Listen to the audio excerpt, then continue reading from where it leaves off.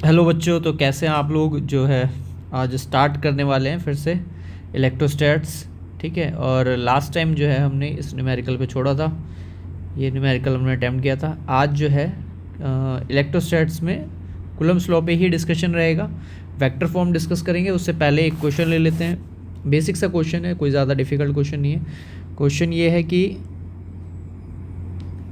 I think मैंने कराया भी था, नहीं कराया है, तो मैं देख लेता हूँ। चलिए, तो क्वेश्चन सिंपल सा है कि मान लीजिए आपके पास ऐसे दो चार्जेस रखे हैं। ठीक है, एक क्यू चार्ज रखा है, एक इधर क्यू चार्ज रखा है, एक इस पॉइंट पे, एक इस पॉइंट पे।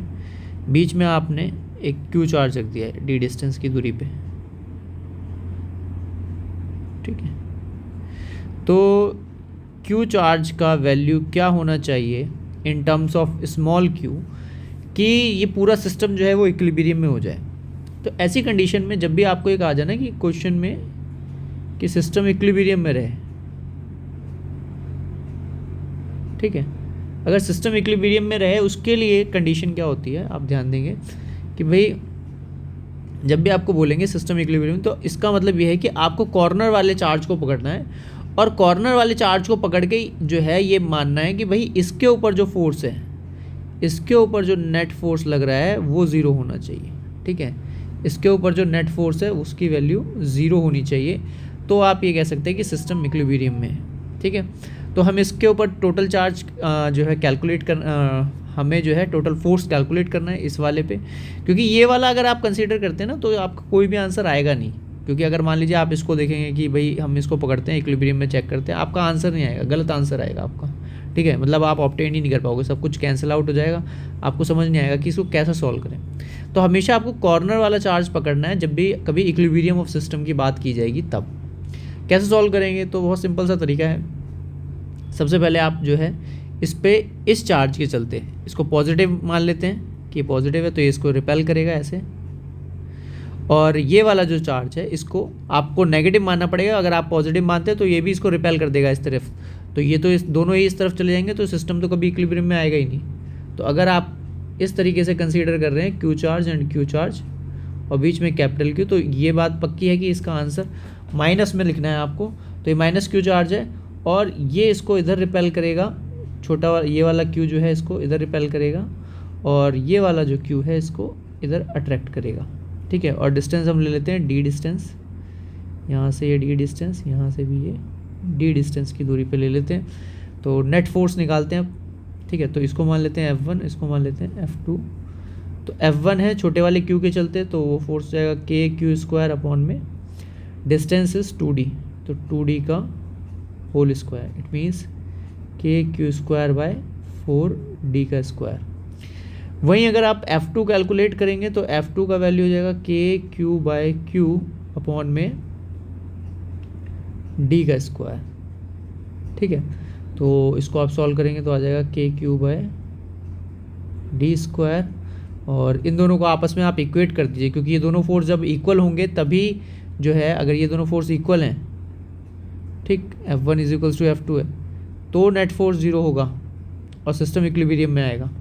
तो सिस्टम इक्विलिब्रियम में होने के लिए कंडीशन है, तो वैल्यू पुट कर देते हैं के क्यू स्क्वायर अपॉन में 4D square which is equals to k q small q upon में डी स्क्वायर। डी स्क्वायर से डी स्क्वायर कैंसिल, एक क्यू से एक क्यू कैंसिल, के से k cancel, and q is equals to q by 4 minus. ये आपका answer होना चाहिए। ठीक है, इस तरह के क्वेश्चन को डील करने के लिए आई होप आपको ये क्वेश्चन समझ में आया होगा और इक्विलिब्रियम के क्वेश्चंस अब आप आसानी से टैकल कर पाएंगे। ठीक है, तो यहाँ पर जो चार्ज है उसका साइन जो है, ये चीज़ ध्यान रखिएगा आप लोग कि इस वाले चार्ज पे जो साइन है वो हम अपने हिसाब से डिसाइड करते हैं कि भाई मैंने डिसाइड किया कि माइनस है। क्यों? क्योंकि हमने कॉमन सेंस लगाया है यहाँ पे और हमें पता चला कॉमन सेंस है कि भाई ये नेगेटिव ही होगा, तभी ये सिस्टम इक्विलिब्रियम में हो सकता है, अदरवाइज़ नहीं होगा। चलिए, तो आज का नया टॉपिक लेते हैं। ठीक है, ये एक क्वेश्चन मुझे कराना था आपको equilibrium of charges, system of charge का। अब बात करते हैं हम जो है अपने नेक्स्ट टॉपिक की, that is Coulomb's law in vector form. Coulomb's law in vector form. कोई ज़्यादा डिफ़िकल्ट नहीं है, बहुत इजी सी चीज़ है, ठीक है।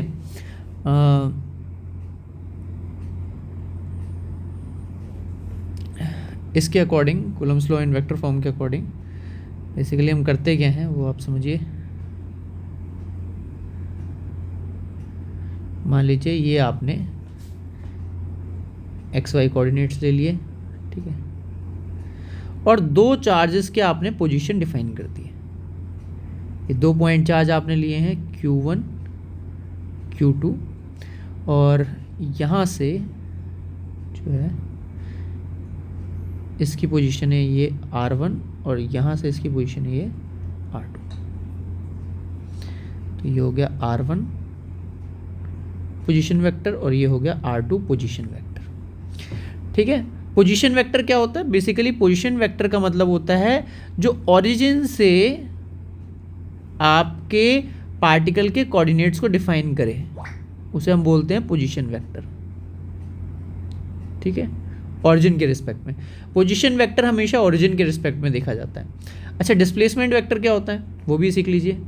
जैसे मान लीजिए मुझे R21 फाइंड आउट करना है। R21 का मतलब है कि R2 जो है ये वाला, R21 का मतलब है R2 position vector minus R1 position vector. ये फाइनल पोजीशन है, ये जो पोजीशन है ये फाइनल पोजीशन है और ये इनिशियल है, ठीक है। तो यहाँ से आप डिस्प्लेसमेंट वेक्टर फाइंड आउट कर सकते हैं। तो डिस्प्लेसमेंट वेक्टर कैसे निकालेंगे? R2 minus R1। तो आप x2 को x1 से माइनस कर देंगे, तो ये आई कैप एक्स एक्सिस में हो गया। y2 को y1 से माइनस कर देंगे, तो ये आपका जे कैप हो गया। तो ऐसे आप डिस्प्लेसमेंट वेक्टर निकाल सकते हैं अगर आपको पोजीशन वेक्टर गिवन है। क्यों डिस्कस कर रहा हूँ कि पोजीशन वेक्टर गिवन है तो डिस्प्लेसमेंट वेक्टर आप निकाल सकते हैं? क्योंकि यहाँ पर इस कॉन्सेप्ट की ज़रूरत पड़ेगी वेक्टर के, ठीक है। तो पोजीशन वेक्टर आपने डिफाइन कर लिया, अब आपने पोजीशन वेक्टर से डिस्प्लेसमेंट वेक्टर निकालना सीखा। कैसे यूज़ होगा ये सब चीज़ें अब देखते हैं। तो सबसे पहले फोर्स का रिप्रेजेंटेशन क्या है? तो वो है K/Q1 Q2 bye R square. ये तो हुआ मैग्नीट्यूड, जो अभी हमने कूलम्स लॉ में पढ़ा था कि दो चार्जेस के बीच में कितना फोर्स लगता है, तो K/Q1 Q2 bye R square. इसके बाद इसका डायरेक्शन क्या होगा? देखो, अगर ये दोनों पॉजिटिव चार्ज है तो ये इसको इधर रिपेल करेगा, ये वाला चार्ज इस वाले चार्ज को इस डायरेक्शन में रिपेल करेगा ना। आई होप आपको क्लियर हो रहा हो कि ये इस डायरेक्शन में रिपेल करेगा, ये वाला चार्ज, ये चार्ज इस वाले चार्ज को इस डायरेक्शन में रिपेल करेगा, ठीक है। तो इसका मतलब जो फोर्स लग रहा है, फोर्स का डायरेक्शन किधर है? फोर्स का डायरेक्शन भी उधर ही है जहाँ पे R21 है, मतलब कि ये वाला डिस्प्लेसमेंट वेक्टर का जो डायरेक्शन है, ये इनिशियल पोजीशन है, ये फाइनल पोजीशन है। तो इनिशियल से फाइनल की तरफ अगर हम एरो ले जा रहे हैं तो ये डिस्प्लेसमेंट वेक्टर आ रहा है और हम देख रहे हैं कि फोर्स का वेक्टर भी उसी डायरेक्शन में जा रहा है, ठीक है। तो इसका मतलब मैं यहाँ पर मल्टीप्लाई कर देता हूँ R21 के पोजीशन यूनिट वेक्टर से। यूनिट वेक्टर से क्यों मल्टीप्लाई कर रहे हैं, वेक्टर से क्यों नहीं कर रहे हैं? क्योंकि यूनिट वेक्टर का मैग्नीट्यूड जो होता है वो कितना होता है?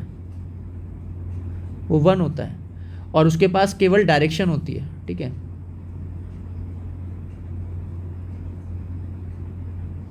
तो इसका एडवांटेज है कि भाई आपके पास अगर आप यूनिट वेक्टर से मल्टीप्लाई करते हो ना, तो आपके मैग्नीट्यूड में कोई भी चेंज नहीं आएगा। फोर्स का जो मैग्नीट्यूड है ना वो चेंज नहीं होगा और उसको डायरेक्शन भी मिल जाएगी, तो इसलिए हम मल्टीप्लाई कर रहे हैं।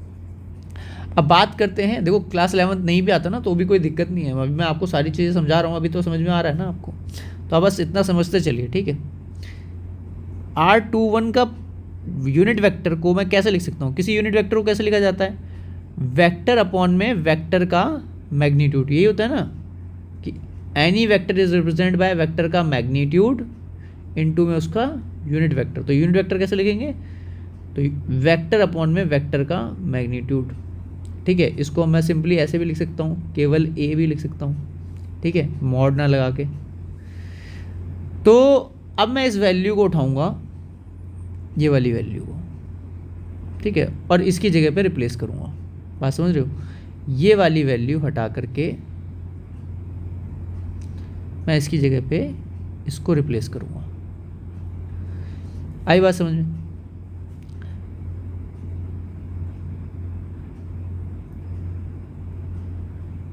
बात समझ आ रही है? तो मैं यहाँ पर जो है इसको रिप्लेस कर देता हूँ, F इक्वल टू के Q1 Q2 बाय R का स्क्वायर इंटू में R जो कि डिस्प्लेसमेंट वेक्टर है 2 से 1 की डायरेक्शन में डिवाइडेड बाय R। तो ये कितना हो जाएगा, के Q1 Q2 बाय R का क्यूब इंटू में डिस्प्लेसमेंट वेक्टर। ये हो गया आपका force in terms of vector. ठीक है, तो कूलम्स लॉ से आपने फोर्स कैलकुलेट किया, कूलम्स फोर्स जो आप कैलकुलेट कर रहे थे, ठीक है, in terms of vector form. तो ये आपका रिजल्ट अल्टीमेटली आपने ऑब्टेन किया। आई होप आपको ये बातें समझ में आई होंगी। थोड़ा सा जूम कर देता हूँ, ये पूरा समझ में आया कि किस तरीके से वर्क कर रहा है। चलिए, तो अब हम आगे बढ़ते हैं थोड़ा सा और कुछ चीज़ों को और समझते हैं इसके अंदर कि ये अप्लाई कैसे होगा। देखिए, अभी तो आपने मैथमेटिकली समझ लिया, पर ये अप्लाई कैसे होगा, तो कुछ क्वेश्चंस के थ्रू आप समझने की कोशिश करेंगे। ठीक है, मान लीजिए मैंने एक क्वेश्चन लिया कि मेरे पास एक चार्ज है 2 माइक्रोकूलम का और एक और चार्ज है 3 माइक्रोकूलम का। ठीक, कोऑर्डिनेट्स गिवन है, ये है 2,1 पे और ये है 3,4 पे। ऐसे मुझे कोऑर्डिनेट गिवन है कि ये इस कोऑर्डिनेट पे, ये वाला इस कोऑर्डिनेट पे। कोऑर्डिनेट आपको गिवन है केवल। ठीक है, तो इस तरीके से कोऑर्डिनेट अगर आपको गिवन हो तो आपको फोर्स कैलकुलेट करना, तो आप कैसे करेंगे, देखिए। सबसे पहले तो आप क्या करिए कि इसका पोजीशन वेक्टर लिख लीजिए R1 का। तो इसमें ना पूछा जाए आपको ना ये भी बताना होगा कि भाई कौन सा किस पे फोर्स लगा रहा है। मान लीजिए आपसे बोला गया कि ये Q1 चार्ज है, ये Q2 चार्ज है, तो फोर्स ऑन 2/1 आपको कैलकुलेट करना है कि 2 पे कितना फोर्स लग रहा है 1 के द्वारा। ठीक है, 1 जो है 2 पे कितना फोर्स लगा रहा है। ठीक है, तो 2 पे कितना फोर्स लगा बाय 1, इसको बोलते हैं F21। तो ये वो, अगर मैं इसके पोजीशन वेक्टर की बात करूं R1 की, तो वो हो गया 2i cap plus 1j cap, और इसके पोजीशन वेक्टर की बात करूं तो वो हो गया 3i cap plus 4j cap. Displacement vector अगर मैं इससे फाइंड आउट करना चाहता हूं R21, तो वो हो जाएगा, इसको इससे माइनस कर दीजिए, 3 माइनस 2i कैप और 4 माइनस 1j कैप, तो ये हो गया i कैप और ये हो गया 3j कैप। तो इस तरीके से आपने पोजीशन वेक्टर निकाला। अब आप वैल्यू पुट कर दीजिए, एक सेकेंड, अब आप इसमें वैल्यू पुट कर दीजिए जो वैल्यूज़ हैं आपको गिवन। k का वैल्यू है 9 इंटू 10 की पावर 9, उसके बाद 2 इंटू 10 की पावर -6। -6 से इसलिए मल्टीप्लाई कर रहे हैं क्योंकि यहाँ माइक्रोकूलम है, तो माइक्रोकूलम के लिए आपको 10 की पावर -6 से मल्टीप्लाई करना पड़ेगा, इंटू 3 इंटू 10 की पावर -6 डिवाइडेड बाय जो डिस्टेंस है इस, तो वो हमें पता नहीं है यहाँ पे, अभी तो डिस्प्लेसमेंट वेक्टर निकाला, तो इसका मैग्नीट्यूड भी आपको फाइंड आउट करना पड़ेगा अगर आप r³ का वैल्यू चाहते हैं। तो वो कितना हो जाएगा, तो 1 का स्क्वायर प्लस यहाँ से ये 3 का स्क्वायर, तो टोटल मिलके कितना हो गया 1 + 9/√10। एक बात ध्यान रखिए, जब भी i j k की फॉर्म में लिखा होता है तो आप रिजल्टेंट डायरेक्टली उनके कोफिशिएंट के मैग्नीट्यूड का स्क्वायर कर देते हैं। ठीक है, जो भी कोफिशिएंट है उनका स्क्वायर कर दीजिए, आपका आंसर आ जाए। तो ये हो गया 10√2, तो 10√2 इनका क्यूब, स्क्वायर नहीं, देखिए यहाँ पे क्यूब है, जब हमने ड्राइव किया एक्सप्रेशन तो उसमें क्यूब है, तो यहाँ आपको क्यूब पुट करना है। n2 में जो इसके पोजीशन वेक्टर है that is i cap plus 3j cap, तो i cap plus 3j cap, and then आप इसको मल्टीप्लाई कर दीजिए, ये हो गया आपका 6 और ये 54 और ये हो गया -12 और ये हो गया -3 डिवाइडेड बाय 10√10 और ये हो गया i कैप और 3j कैप। यहाँ से अगर मैं एक और 10 को इधर भेज दूँ तो ये 54/√10 इंटू 10 की power -4 i cap 3j cap. तो इस तरीके से आपने फोर्स निकाला और आपने इस फोर्स के अंदर ऑटोमेटिकली डायरेक्शन भी बताई है। आपको जो है कॉमन सेंस लगाने की ज़रूरत नहीं होती वेक्टर फॉर्म में कि भाई इसकी डायरेक्शन किधर होगी, आप डायरेक्टली जो है वेक्टर फॉर्म में वैल्यूज़ पुट करते हैं और अपनी डायरेक्शन ऑब्टेन कर लेते हैं। ठीक है, तो यहाँ पे डायरेक्शन का प्रॉब्लम नहीं होता वेक्टर फॉर्म में जो है। ठीक है, तो अब बात करते हैं यहाँ पर एक और क्वेश्चन ले लेते हैं। ये तो था पॉजिटिव चार्ज के लिए। अच्छा, एक और चीज़ ध्यान रखिएगा, कि मान लीजिए आपसे कहा जाता है F21 नहीं बताना है, F12 बताइए। मान लीजिए आपसे ऐसा कहा जाता कि F12 बताइए, तो सेम आंसर होता, ठीक है, क्योंकि इक्वल एंड अपोजिट फोर्स लगाते। भाई ऐसा होता है ना कि एक चार्ज ने दूसरे पे जितना लगाया दूसरा वाला भी पहले वाले पे उतना ही लगाएगा, कोई नया जो है कुछ फोर्स इंट्रोड्यूस नहीं होगा। तो यही आंसर माइनस में हो जाता बस, ठीक है, दैट्स इट। चलिए, तो अभी हम एक और क्वेश्चन लेते हैं। क्वेश्चन है कि आपके पास एक चार्ज है 1 माइक्रोकूलम का, ठीक है, और दूसरा चार्ज है -2 माइक्रोकूलम का। इसके कोऑर्डिनेट है 1, 1, 2 और इसके कोऑर्डिनेट हैं 2, 2, 4, ठीक। तो इसका डिस्प्लेसमेंट वेक्टर कितना हो जाएगा अगर मैं कैलकुलेट करूँ तो 2 में से 1 गया 1 i कैप, 2 में से 1 गया 1 j कैप, 4 में से 2 गया 2 k कैप। तो ये तो हो गया डिस्प्लेसमेंट वेक्टर। आप इसका फटाफट मैग्नीट्यूड निकाल दीजिए, क्यों? क्योंकि आपको मैग्नीट्यूड की ज़रूरत पड़ेगी। तो ये 1 का स्क्वायर प्लस 1 का स्क्वायर प्लस 2 का स्क्वायर, तो ये हो गया आपका 1 + 1 + 4, तो ये हो गया √6। अब आप फोर्स का वैल्यू पुट कर दीजिए, ठीक है, तो वो होगा k Q1 Q2/r का क्यूब इंटू में r21 का डिस्प्लेसमेंट वेक्टर।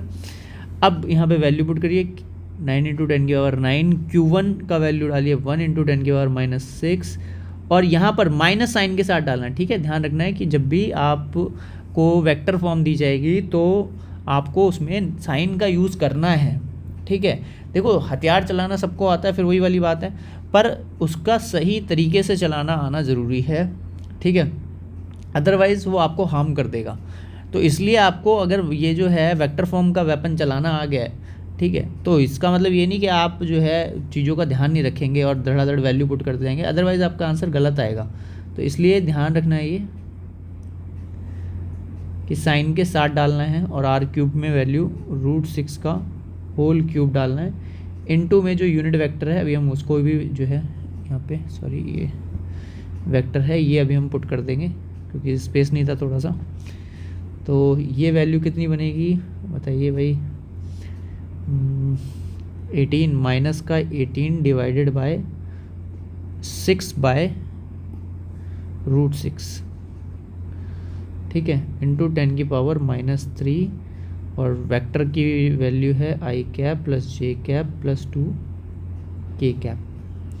तो ये कैंसिल आउट कर देंगे, 3 रह जाएगा, तो ये -3 √6 इंटू 10 की power -3 i cap j cap plus 2 k cap. I hope आपको ये जो है पूरा क्वेश्चन समझ में आया होगा कि किस तरीके से आप टैकल करेंगे। तो ये नेगेटिव क्यों आ रहा है डायरेक्शन, क्योंकि इस बार ये अट्रैक्ट कर रहा है, तो फोर्स इधर लग रहा है। देखो Q1 इधर है, Q2 इधर है और आपका डिस्प्लेसमेंट वेक्टर इधर है, तो डिस्प्लेसमेंट वेक्टर के अपोजिट डायरेक्शन में आ रहा है, जो कि आपको ऑलरेडी आंसर में दिखाई दे रहा है। देखो हर चीज़ का ना एक सिग्निफिकेंस होता है, तो यहाँ नेगेटिव साइन का सिग्निफिकेंस क्या है कि जो आपका पोजीशन वेक्टर है ये उसके अपोजिट है, ठीक है। पोजीशन वेक्टर अगर r21 वेक्टर जो है इस डायरेक्शन में है तो आपका फोर्स इस डायरेक्शन में है, ठीक है। ये इसका सिग्निफिकेंस है इस क्वेश्चन का। चलिए, तो एक और क्वेश्चन ले लेते हैं, थोड़ा सा स्ट्रॉन्ग क्वेश्चन ले लेते हैं, ठीक है। तो ये क्वेश्चन है कि हमारे पास एक स्क्वायर है, ठीक, और ये जो है रोम्बस नहीं भाई, ये स्क्वायर है, ठीक है। कहीं किसी का दिमाग चल रहा हो कि भाई सर हमें तो रोम्बस लग रहा है, स्क्वायर मान के चलना है इसको।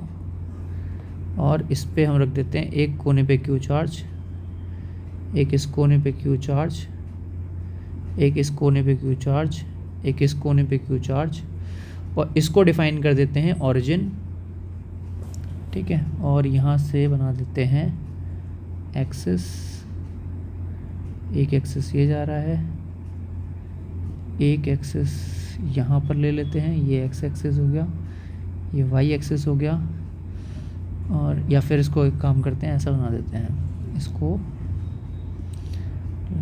z एक्सिस कर देते हैं और इसको बना देते हैं x एक्सिस,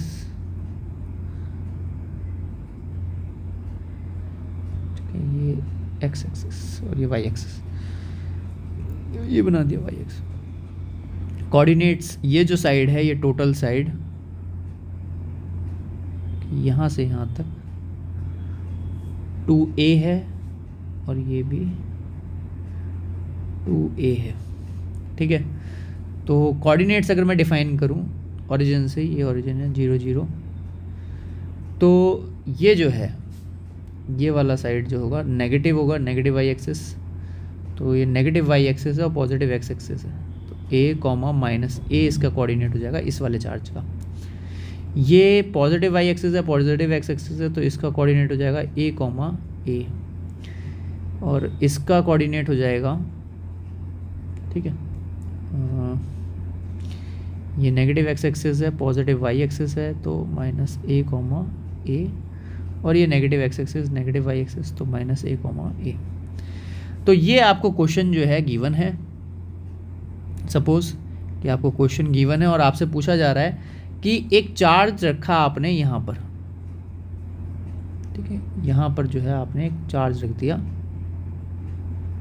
इस पॉइंट पे एक क्यू चार्ज रख दिया जो कि z एक्सिस पे a डिस्टेंस दूरी पे है, z एक्सिस पे, ठीक है।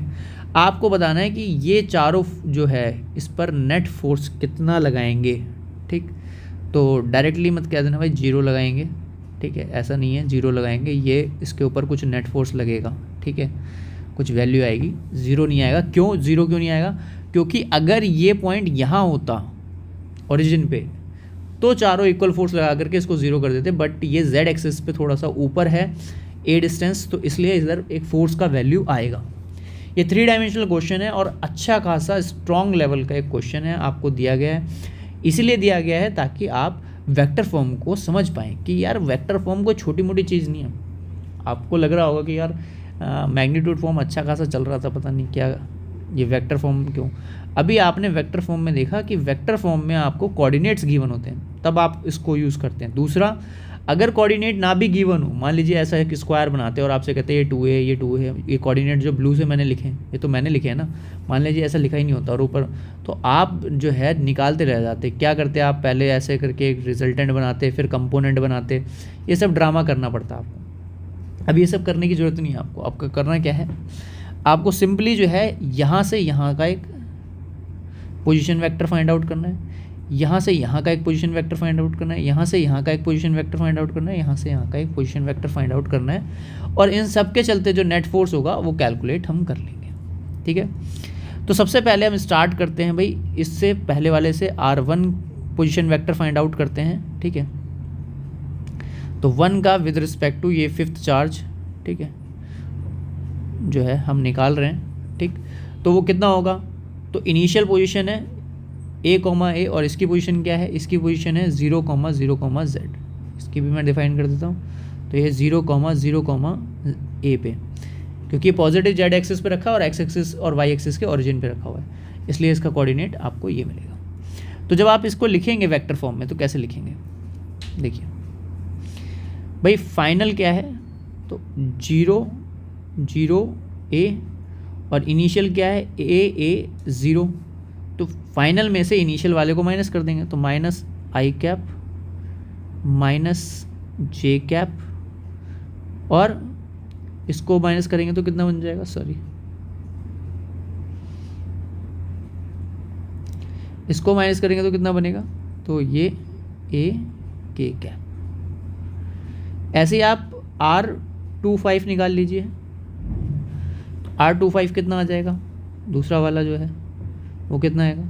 तो ये जो है सपोज करते हैं इसको आपने 1 मान लिया, इसको आप 2 मान लीजिए। अब इसमें से इसको माइनस करिए, तो 0 में से a गया तो माइनस का a बच गया i कैप, 0 में से a माइनस a गया तो प्लस का j कैप, और इसमें से गया तो ये प्लस का k कैप।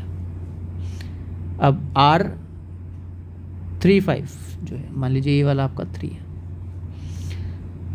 तो 0 में से ये गया तो प्लस i कैप, 0 में से ये गया तो प्लस j कैप, और 0 में से ये गया तो प्लस k कैप। और R45 ले लेते हैं, अब इसको मान लेते हैं 4 नंबर, तो ये हो गया प्लस i कैप, और y एक्सिस पे माइनस जे कैप और ये प्लस का के कैप। ठीक है, अब जो है आपको नेट फोर्स कैलकुलेट करना है। तो नेट फोर्स कितना हो जाएगा, तो क्योंकि फोर्सेस जितने भी हैं उन सबका मैग्नीट्यूड तो सेम है, तो के Q1 Q2 bye are cube जब आप देखेंगे, ठीक है, और बाकी सारे जितने भी यूनिट वेक्टर हैं उन सबका वेक्टर सम कर दीजिए सीधा सीधा। ये बात कईयों को हजम नहीं हुई होगी कि ऐसा कैसे कर दिया भाई, ये वेक्टर है ना फोर्स, और आपके पास सारे फोर्सेस का जो है वेक्टर का कंपोनेंट गिवन है, ठीक है, डायरेक्शंस गिवन है सबके, तो आप सीधे सीधे उठा के पुट कर दो ना इसके अंदर, क्यों काम कम है। और इसका मैग्नीट्यूड किसी एक का मैग्नीट्यूड कैलकुलेट कर लो, सबका मैग्नीट्यूड क्यों कैलकुलेट करो, सबको सेम ही आएगा। तो ये है अंडर रूट में ए स्क्वायर प्लस ए स्क्वायर प्लस ए स्क्वायर, मतलब कि √3a। तो आप वैल्यू पुट कर दीजिए, के क्यू का क्यू, दोनों क्यू हैं तो Q Q Q square divided by √3a का होल क्यूब, और अब इन सारी वैल्यूज़ को पुट कर दीजिए। तो इन सारी वैल्यूज़ को अगर आप ऐड करते हैं तो ये वाली वैल्यू देखिए, स्मार्टली वर्क करेंगे, यहाँ पे नहीं पुट करेंगे डायरेक्टली, यहाँ पर जो है हम डायरेक्ट यूज़ कर लेंगे जैसे हमने, इसीलिए हमने सीक्वेंस में लिखा था। तो -i प्लस आई से कैंसिल हो जाएगा, -i प्लस आई से कैंसिल, -j प्लस जे से कैंसिल, ये इससे कैंसिल, बचे ये 4, तो इन चारों को लिख देंगे, तो 4a k कैप। तो इसका नेट वैल्यू जो बनेगा दैट इज़ 4/3√3 के Q square by A cube के कैप। तो देखिए कितना मुश्किल क्वेश्चन भी आपने आसानी से टैकल कर लिया अगर आपको वेक्टर फॉर्म आती थी तो। अगर आप वेक्टर फॉर्म में अच्छे हैं तो आप देखिए कितना मुश्किल क्वेश्चन था ये, ठीक है, इतने मुश्किल क्वेश्चन को भी आपने बड़े आसानी से टैकल किया है, ठीक। तो ये वेक्टर फॉर्म की इंपॉर्टेंस है। अब आपको समझ में आ रहा हो कि वेक्टर फॉर्म किसी भी अनइवन शेप में, ठीक है, अगर चार्जेस रखे हों तब भी वो फोर्स कैलकुलेट कर सकता है। तो आई होप आपको ये चीज़ समझ में आ रही होगी। बहुत अच्छा न्यूमेरिकल है ये, ठीक है, ऐसे लेवल के न्यूमेरिकल जो हैं जेईई एडवांस में पूछे जाते हैं, ठीक। तो अब हम आगे बढ़ते हैं थोड़ा सा और। अभी आपने वेक्टर फॉर्म को समझा कूलम्स लॉ के, अब कुछ और फंडामेंटल बातें आप समझ लीजिए, ठीक। जैसे कि मान लीजिए आपसे ये पूछा जाए कि एक क्वेश्चन मेरे को याद नहीं आ रहा अभी, क्वेश्चन था आप लोगों के लिए, इलेक्ट्रोस्टैटिक फोर्स ही था, ट्रायंगल था आई थिंक, हाँ। तो एक क्वेश्चन मान लीजिए आपसे ऐसा, वेक्टर फॉर्म हो गया, मैग्नीट्यूड फॉर्म हो गया, एक जनरल क्वेश्चन पूछ रहा हूँ आप लोगों से, ठीक है, आप लोग जो है ट्राई करिएगा, ठीक। अरे ये जो डिस्टेंस है यहाँ से, ये Q चार्ज है, ये -Q चार्ज है, ये +Q चार्ज है, और यहाँ सेंट्रॉइड पे एक कैपिटल Q रखा हुआ है, ठीक है, पॉजिटिव चार्ज, ये -Q, और ये इक्विलेटरल ट्रायंगल है पूरा, ठीक है। आपको बताना है इस पर जो फोर्स लग रहा है, नेट फोर्स, वो कितना लग रहा है। ज़ीरो आंसर नहीं होगा, पहले बता रहा हूँ क्यों, क्योंकि ये मैंने आपको बताया था लास्ट क्लास में भी कि अगर तीनों चार्जेस प्लस होते तो इस पर ज़ीरो लगता, अदरवाइज़ इस पर ज़ीरो नहीं लगेगा, ठीक है। ये इसको इधर अट्रैक्ट करेगा इस डायरेक्शन में, ये इसको इधर अट्रैक्ट करेगा इस डायरेक्शन में, ठीक है, और ये वाला जो है इसको इधर रिपेल करेगा इस डायरेक्शन में। तो ये 3 फोर्सेस आपको मिलेंगे, ठीक। तो इनका तीनों का आपको वेक्टर सम करना पड़ेगा, और सबसे इम्पॉर्टेंट चीज़ यहाँ पर जो है वो है ये डिस्टेंस फाइंड आउट करना कि ये डिस्टेंस कितना है, क्योंकि आप जब फोर्स कैलकुलेट करेंगे तो वो होगा KQ बाय ये वाला डिस्टेंस R का स्क्वायर, और ये तीनों तरफ से जो है लग रहा है, ठीक, और तीनों तरफ से इसका मैग्नीट्यूड सेम आएगा, क्योंकि यहाँ से भी ये डिस्टेंस इतना ही होगा, सेंट्रॉइड पे रखा है ना ये, तो यहाँ से भी डिस्टेंस R, यहाँ से भी डिस्टेंस R, यहाँ से भी, तो इसका मतलब ये भी F है, ये भी F है, और ये भी F है। और मैंने आपको बताया था अगर दो वेक्टर जिनके बीच का एंगल 120 डिग्री हो और दोनों का मैग्नीट्यूड सेम हो तो रिजल्ट भी F आता है। तो एक F तो इन दोनों के मिलने से आ जाएगा, इसके और इसके मिलने से एक F आ गया, और एक F इधर ऑलरेडी है, तो इसका मतलब आंसर हो गया 2F। तो 2F इसका आंसर है। अब 2F तो आंसर हो गया, मतलब आंसर तो हमें पता चल गया कि इसका आंसर 2F है, 2F KQ bye r²। But problem ये है कि हमें r नहीं पता, क्योंकि हमें तो साइड दी जाएगी ना। मान लीजिए मेरे को साइड दे दी ए, तो मुझे r निकालना पड़ेगा। तो यहाँ पे थोड़ा सा आप ट्रिग्नोमेट्री का इस्तेमाल करेंगे, ठीक है। और एक हम राइट एंगल ट्राइंगल बनाते हैं यहाँ पे, ठीक है। यार ये तो इक्विलेटर ट्राइंगल वाला है, राइट एंगल ट्राइंगल का पीस आई थिंक नहीं है इसमें, कोई नहीं, हम खुद से बना देंगे एक राइट एंगल ट्राइंगल। ये लीजिए एक लाइन, अरे यार ये तो स्क्वायर बनाने लग गया। ये एक लाइन, ये एक लाइन, ठीक, ऐसा कुछ हमने जोड़ के यहाँ पे तैयार कर दिया। अच्छा ये एंगल कितना होगा, 30 डिग्री। अगर आपको थोड़ा सा हो सकता है कि कन्फ्यूजन हो रहा हो, मैं इसको मिरर कर देता हूँ। अब ये बिल्कुल इस वाले जैसी शेप हो गई। तो ये एंगल हो गया 30 डिग्री, और ये जो लेंथ है ये लेंथ हो गई a/2, ठीक है। और ये 30 डिग्री। अब आपको ये फाइंड आउट करना है, तो आप ट्रिग्नोमेट्री लगा दीजिए यहाँ पर। भाई आपको बेस पता है और हाइपोटेन्यूज निकालनी है। cos 30 is equals to base upon में हाइपोटेन्यूज, तो hypotenuse is equals to a/2 divided by cos 30। cos 30 कितना होता है, √3/2, तो 2 से 2 cancel, a/√3 is your answer. तो ये हो गया a/√3।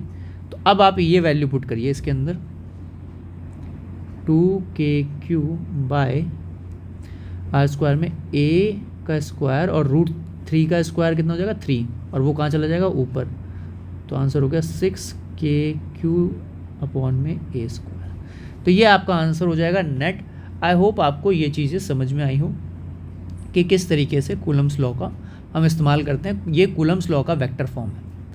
अब जो आपका टॉपिक स्टार्ट होगा वो है इलेक्ट्रिक फील्ड, क्योंकि आपने बहुत अच्छे से समझ लिया कि भाई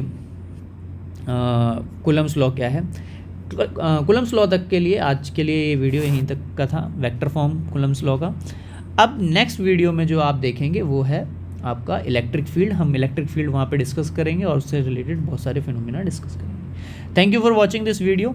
और अगर आपको वीडियो अच्छा लग रहा है तो प्लीज़ अपने दोस्तों के साथ शेयर करो और ज़्यादा से ज़्यादा जो है पढ़ाई करो। ये नहीं कहूँगा कि ज़्यादा से ज़्यादा मेरे वीडियोस देखो। मेरे वीडियोस देखने का मैंने आपको बताया कोई ज़्यादा फ़ायदा नहीं है। आप एक बार देखें और चीज़ों को सीखें, और बार बार एक ही वीडियो को देखने का कोई फ़ायदा नहीं होता, ठीक है। अपनी लाइफ में आगे बढ़िए, ठीक, प्रोग्रेसिव होइए। एक बार देख लिया, कभी मान लीजिए कुछ मिस हो गया, 2 बार देख लिया। इसके अलावा आप फालतू मतलब आप देख रहे हैं, बार बार देख रहे हैं, तो आप अपना टाइम वेस्ट कर रहे हैं, ठीक है। आप देखिए, अच्छी बात है, बट मेरे वॉच आवर बढ़ाने से अच्छा आप अपनी लाइफ में तरक्की करिए और जो है अपने दोस्तों के साथ शेयर करिए। चैनल को अगर सब्सक्राइब नहीं किया तो प्लीज़ सब्सक्राइब भी करिए, और अपने जो भी डाउट है या जिस भी तरह का आप क्वेश्चन पूछना चाहते हैं, ठीक है, इलेक्ट्रोस्टैट्स में जहाँ तक अभी तक आपने टॉपिक सीखा है, तो आप अपना क्वेश्चन भी जो है कमेंट बॉक्स में डाल सकते हैं कि मेरा ये पर्टिकुलर क्वेश्चन है। आप गूगल सर्च कर लीजिए एक बार क्वेश्चन को, और एग्जैक्ट क्वेश्चन जो है उसका सॉल्यूशन मुझे बता दीजिए। तो मैं क्लास स्टार्ट करने से पहले आपका डाउट जो है वो ले लूँगा, और जो भी आपका क्वेश्चन होगा, जो भी मैं कमेंट सेक्शन में अगर आपने कोई क्वेश्चन डाला है तो मैं वो क्वेश्चन भी ले लूँगा, ठीक है। Thank you for watching this video. Take care, bye bye.